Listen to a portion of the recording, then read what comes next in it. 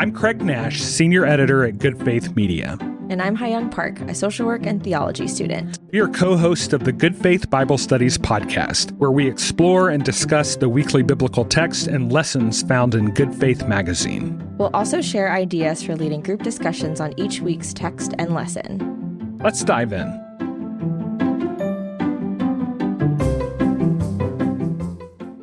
This week's passage comes from Exodus chapter 12, verses 29 through 42. At midnight, the Lord struck down all the firstborn in the land of Egypt, from the firstborn of Pharaoh who sat on his throne, to the firstborn of the prisoner who was in the dungeon, and all the firstborn of the livestock. Pharaoh arose in the night, he and all his officials and all the Egyptians, and there was a loud cry in Egypt, for there was not a house without someone dead. He then summoned Moses and Aaron in the night and said, "Rise up, go away from my people, both you and the Israelites. Go, serve the Lord as you said. Take your flocks and your herds, as you said, and be gone. And ask a blessing for me too." The Egyptians urged the people to hasten their departure from the land, for they said, "We shall all be dead." So the people took their dough before it was leavened, with their kneading bowls wrapped up in their cloaks on their shoulders. The Israelites had acted according to the word of Moses. They had asked the Egyptians for jewelry of silver and gold for clothing, and the Lord had given the people favor in the sight of the Egyptians, so that they let them have what they asked. And so they plundered the Egyptians. The Israelites journeyed from Ramses to Succoth, about 600,000 men on foot, besides little ones. A mixed crowd also went up with them, and livestock in great numbers, both flocks and herds. They baked unleavened cakes of the dough that they had brought out of Egypt. It was not leavened because they were driven out of Egypt and could not wait, nor had they prepared any provisions for themselves. The time that the Israelites had lived in Egypt was 430 years. At the end of the 430 years, on that very day, all the companies of the Lord went out from the land of Egypt. That was for the Lord a night of vigil, to bring them out of the land of Egypt. That same night is a vigil to be kept for the Lord by all the Israelites throughout their generations. Well, we're starting in violence. Yeah.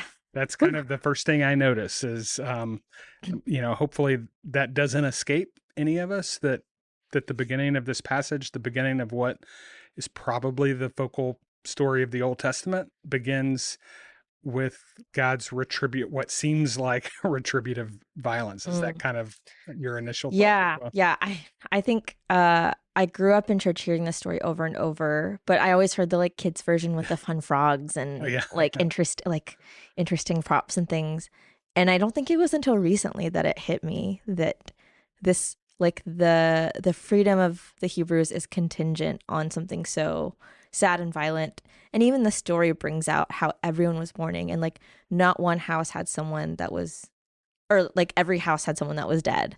Yeah. Which is firstborn of Pharaoh, firstborn of the prisoners, firstborn of the livestock. So it covered all of the created order.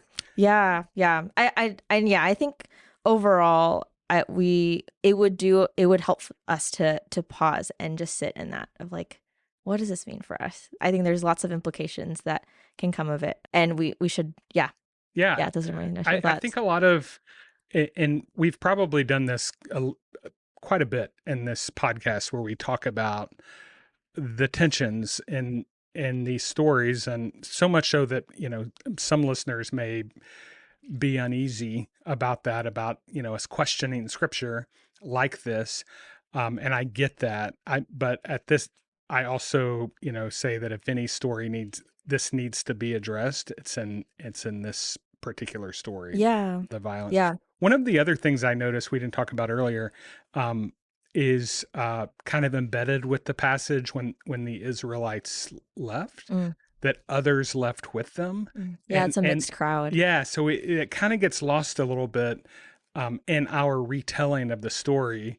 Obviously, this is a story of the people of God, but it included others as well. And, if you look at just kind of the history of that this story is telling, archaeologists and historians have found other different peoples that were victims of Pharaoh's horrors. Right. Yeah. Right. Yeah. When I was preparing for this episode, I was reading through some rabbinic retellings of the story, some midrashes, and it's so interesting how different storytellers throughout the Jewish tradition are trying to reckon with how do we follow this God that loves all people, but also is complicit in the killing of all these firstborn children. And it's just fascinating to see all the creative ways that we can go about being like, well, maybe it wasn't technically God. Maybe it was maybe it was God was there when the sons did this thing and the fathers. Maybe the telling of it,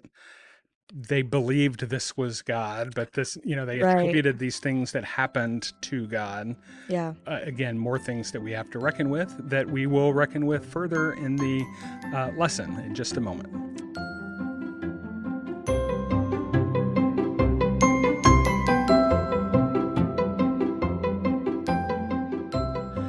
So this week's lessons in Good Faith Bible Studies come from Reverend Mary Alice Birdwhistle, who is a pastor in Kentucky. She's a writer. She's a friend of mine, friend of Good Faith Media, and just an excellent thinker and pastoral voice in this area. This is the beginning of a 5-week study of Exodus and Lent. So the Lenten season is really designed for us to kind of follow Jesus through the wilderness. That's kind of the image that we follow. These passages are not in the lectionary. I think maybe one of them later is in the lectionary, but we've decided to kind of focus on Exodus for this, and Mary Alice does an excellent job on this. So, Hayoung, what's some of your initial thoughts on this first kind of introduction that Mary Alice gave us to the passage? Yeah, one of the headings in her, like the subtitle headings, is Stunning Contradictions, which I think is my main takeaway from the passage and the study. Is just this idea that like the story that, the story of the liberation of the Israelites, which is so worth celebrating and like worth praising God for, is also something that comes with a lot of complex questions about whether God is truly good and loving. And I think she includes a quote from Walter Brueggemann in the study that says, "The children of this community cannot afford to be protected from either the pain or the hope of it all," which I think sits with me, especially reflecting on the story that Lent is leading up to. Like the crucifixion is also this interpolation of beauty and victory and joy, but also like deep pain and loss and suffering. Those are my initial. I loved how she kind of described how this story, people in power have attempted to keep it away from oppressed peoples. Slave owners, didn't want their enslaved folks to read it. And, I think of that with a lot of stories in scripture, there's histories of, like, I think the story of Mary's Magnificat that we listen to during the Christmas or the Advent season. There are stories of Central American dictators who did not want widows and wives of prisoners to listen or to recite these stories in this story here. And it really, Mary Alice just kind of speaks to, if on the one hand, and she addresses this and concerns that we had earlier is kind of a focal concern of hers as well, of almost questioning God about this. She then kind of flips it on its end and sees just like the miraculous liberative power of these stories, and how these stories really, really do have the power to set people free. Right. It's so wild to me that like there are stories powerful enough to overthrow empires in some way. Yeah, that's so great. Yeah.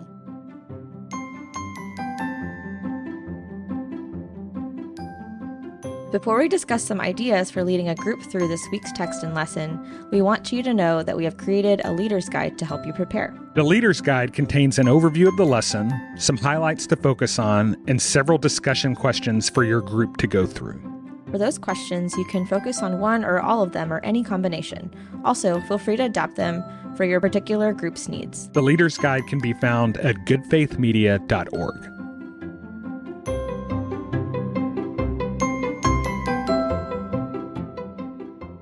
Yeah, so I think one recommendation that I have for those that are teaching this or facilitating conversation around this passage in Exodus is resisting the temptation to resolve these contradictions in the scripture. And just one thing is like the passage itself also doesn't explain why these things are existing next to each other. And so neither should we. And I think that when we press into that and ask the hard questions, it's a more honest reading. And I also, when we try to explain away the things that are really hard, we actually can do more harm, I think. Yeah. When you were talking, I was thinking of, this story doesn't come with and God said this is good, Yeah. like the beginning of Genesis does when God looks at creation. This is just a narrating of how the storyteller understands the story. Mm. And as you said, they didn't say God killed all these people and it was good. Yeah. They just said this is what happens. Of course, the implication is this is how we perceive what happens. And so, yeah, I would say that as well. I would also just suggest answering Mary Alice's questions that she posed in the lessons, which is, where do you find yourself in this story? It is hard. And this feels like, a theme that we're going to probably cover a lot. It's difficult as Americans who read this, if we're honest, not see ourselves as, if not Pharaoh, at least those who are complicit in or, participate in, but still suffer from the effects of empire. That's kind of a interesting approach to some of these stories too, that I often wonder is, who is this story for? And obviously it's scripture, so it's for all of us. But I do think we have to reckon, and this would be a good conversation, is what if this story is not for certain people? Right. Yeah. Or what if it is, but they're intended to fear God for. Yeah. I mean, I think a lot about this motif in a lot of prophetic literature in the Bible. I think it's in the Magnificat as well, of like, the high will be brought low, the low will be raised up. So and I think that this story might do the same for us, of like, if we are the Pharaoh, this story ought to humble us to the level of someone who is before God, humble, and like laying down our pride. Which is its own form of liberation. Exactly. Yeah. Like at the end of the day, like, all of us are oppressed by these systems that oppress other people. Yeah. And even Pharaoh was oppressed by his oppression. Yeah. By his like consumer production based, understanding of humanity. And yeah, but then also, like, for some people, this story is a story of raising up voices that have been silenced for generations and by systems, as we know has been true of like the Black church and lots of other traditions. Yeah. Well, I'm excited about this Lenten series and this journey that we'll be on together. Looking forward to next week as we further this journey into the wilderness.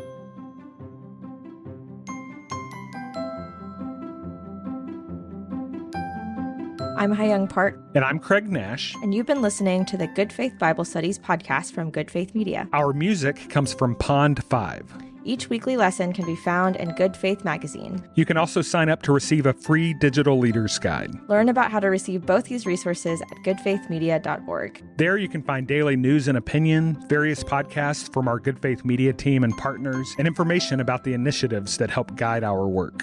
So visit us at goodfaithmedia.org, and we'll be back next week with another installment of the Good Faith Bible Studies podcast.